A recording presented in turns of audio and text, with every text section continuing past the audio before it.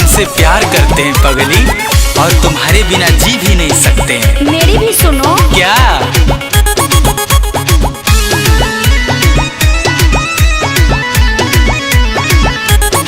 प्यार कैसे करोगे गाँव घर में ये जतका है सवाल। डर लगता है मुझे बहुत, कहीं हो ना जाए बाबा।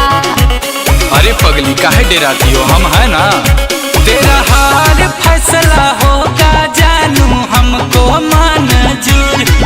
एक पल भी ना जी पाएंगे तुमसे रह के दूर। देखो कोई तो उपाय निकालना होगा ना।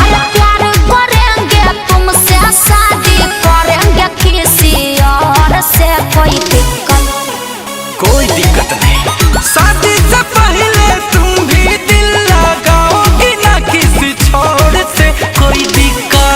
कोई दिक्कत नहीं।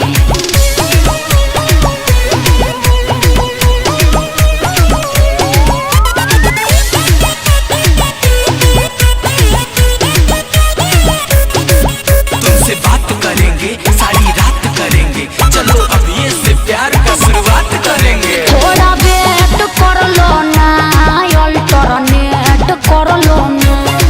दोनों रोज कहाँ मिलेंगे, टाइम सेट कर लो ना।